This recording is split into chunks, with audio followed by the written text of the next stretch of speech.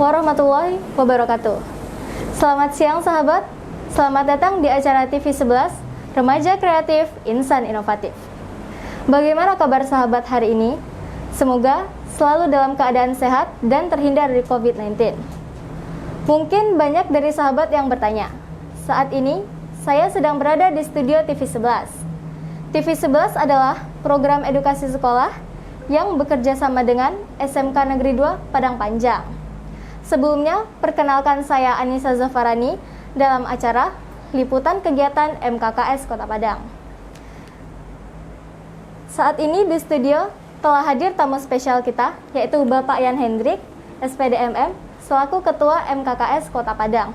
Assalamualaikum Bapak. Waalaikumsalam warahmatullahi wabarakatuh. Bagaimana kabar Bapak hari ini? Alhamdulillah baik. Baik, terima kasih kepada Bapak sudah menyempatkan waktunya di studio TV 11. Sebelumnya, Anissa dan sahabat semua belum mengetahui apa itu MKKS. Ya. Apa itu MKKS, Pak? Ya, terima kasih Nisa. Pak. Pada sahabat TV 11 ya, MKKS itu merupakan suatu wadah di mana beranggotakan seluruh kepala sekolah yang merupakan singkatan dari MKKS itu Musyawarah Kerja Kepala Sekolah. Jadi semua manajemen yang ada dilaksanakan di sekolah masing-masing. Jadi kepala sekolah itu sebagai leadernya, maka membentuk satu wadah yang nantinya akan membagi sharing terkait dengan pelaksanaan tugas di manajer sekolah. Nah, jadi itu sekelumit apa itu MKKS. Jadi suatu wadah ya yang berkumpul di sana seluruh kepala-kepala sekolah. Lalu, apa tujuan dan fungsi dari kegiatan MKKS tersebut, Pak? Ya, karena itu merupakan suatu wadah komunitas kepala-kepala sekolah, maka tujuan terbentuknya MKKS itu adalah untuk mendapatkan informasi sekaligus membagi yang telah kita miliki dan yang akan kita dapatkan dari sekolah-sekolah yang telah terlebih dulu mendapatkan prestasi, kemudian bisa kita sharing dalam pelaksanaan peningkatan mutu pendidikan agar wadah ini bisa searah, seayun semua yang ada sekolah yang ada di Kota Padang. Jadi tidak ada sekolah yang artinya ada yang tertinggal, ada yang meningkat gitu. Jadi tujuannya memberikan penyamaan dari pelaksanaan di sekolah. Untuk kegiatan MKKS kali ini, berapa kali pertemuannya dilakukan, Pak? Ya, di dalam anggaran dasar kita, bahwa dalam suatu wadah organisasi, ini MKKS kita lakukan 1 kali dalam 1 bulan, di mana pelaksanaannya itu bergiliran antara sekolah satu dengan sekolah yang lain. Nah, di dalam pelaksanaan itu nanti sekolah yang mendapatkan fasilitas untuk tempat kegiatan, maka sekolah itu memberikan profil, memberikan apa yang sudah dilaksanakan di sekolah itu sebagai berbagi yang dinyatakan sebagai best practice sekolah itu. Lalu dalam 1 kali pertemuan dalam sebulan tersebut, untuk kegiatan MKKS kali ini membahas tentang apa ya, Pak? Nah, untuk MKKS kali ini kita membahas terkait dengan manajerial di dalam pelaksanaan tugas di sekolah. Salah satunya adalah menyusun anggaran perubahan yang nantinya dapat dilaksanakan di sekolah dalam perubahan anggaran di tahun ini. Makanya kita samakan supaya ada pelaksanaan itu yang dilaksanakan di sekolah masing-masing, itu menjadikan kesamaan untuk penyusunan anggaran perubahan. Lalu dalam masa pandemi kali ini, apakah ada pengaruh dalam kegiatan MKKS kali ini? Sebenarnya dalam masa pandemi itu kita sudah ada terkendala ya, karena banyaknya terpapar ya, teman-teman kita juga banyak yang terpapar. Nah, namun kita karena ini merupakan suatu wadah peningkatan kompetensi, maka kita lakukan juga, tetapi dengan menggunakan protokol kesehatan yang ketat. Ya, di mana kita menggunakan masker, kemudian hand sanitizer, dan juga kondisi-kondisi yang ada di sekitar tempat di mana kegiatan itu berlangsung. Maka kendala-kendalanya yang terutama adalah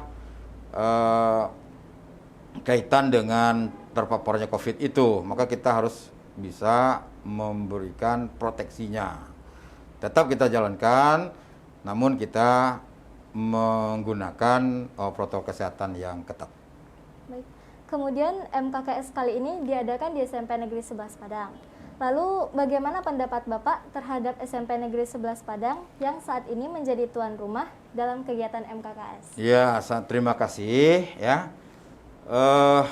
Bulan ini memang MKKS berada di SMP 11 ya, karena kita berurutan dalam penempatan kegiatan.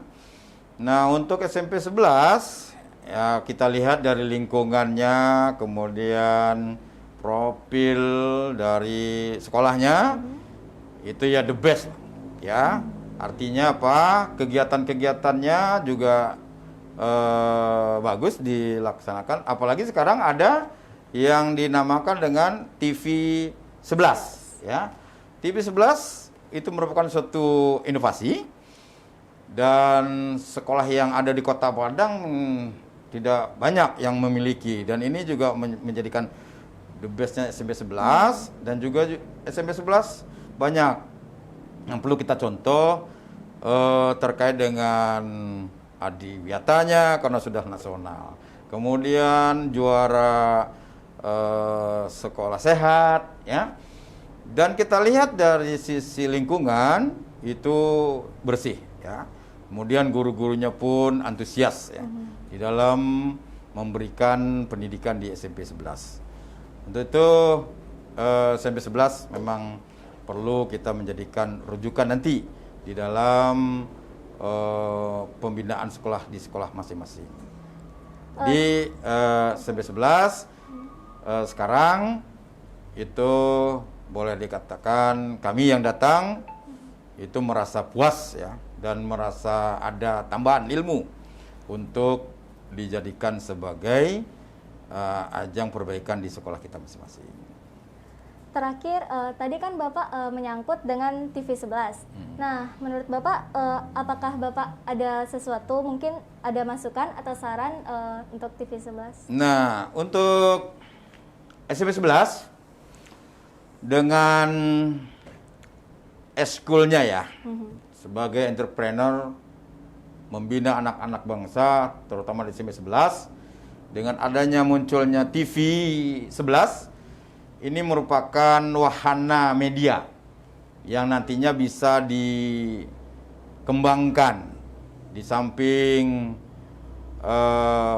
melatih anak-anak kita sebagai entrepreneur yang baik, juga jadi presenter yang baik latihan-latihannya. Kalau dapat ada semacam suatu kegiatan yang dilakukan oleh OSIS secara kontinu, artinya terprogram, itu lebih bagus, dan nanti kita berikan publikasi. Bisa itu melalui YouTube, melalui media lainnya. Dan perlu dikembangkan bahwa peremajaan untuk generasi selanjutnya, mungkin di kelas 7 atau kelas 8 ada kegiatan-kegiatan itu perlu dipublikasikan ya, semacam kegiatan-kegiatan ekskulnya, supaya sekolah-sekolah yang lain itu bisa mendapatkan pengetahuan dan mendapatkan publikasi itu, dan menjadikan contoh untuk SMP 11. Itu berselamat berkarya, dan tingkatkan program-program TV 11-nya. Mudah-mudahan ini bisa berlanjut. Amin. Sebelumnya Anissa dan sahabat semuanya ada sedikit pesan yang ingin disampaikan untuk Bapak. Yaitu sekiranya kapan kita akan melaksanakan sekolah secara normal kembali, Pak? Kita berdoa saja. Karena virus corona itu tidak bisa kita deteksi, ya. Kita menginginkan secepatnya. Berdoa kita kepada Allah Subhanahu wa taala agar kita bisa bertemu kembali di sekolah yang kita cintai ini. Dan untuk normal kembali perlu adanya proteksi dari semua lapisan masyarakat, terutama kita di sekolah, untuk melakukan pembatasan penyebaran virus itu. Dan syarat untuk masuk kita tatap muka, kita harus turun ke level. Ya, mudah-mudahan minggu depan turun level 3 atau level 2. Insya Allah pemerintah akan memberikan rekomendasi untuk bisa masuk tatap muka normal kembali. Kita berdoa saja. Terima kasih kepada Bapak Yan Hendrik sudah menyempatkan waktunya di Studio TV 11 dan sudah menjawab pertanyaan saya. Dan untuk sahabat di rumah, jangan lupa menaati protokol kesehatan dan tetap semangat belajar walaupun keadaan kali ini tidak memungkinkan. Terima kasih. Sekian acara liputan MKKS kali ini. Wassalamualaikum warahmatullahi wabarakatuh. Waalaikumsalam warahmatullahi wabarakatuh.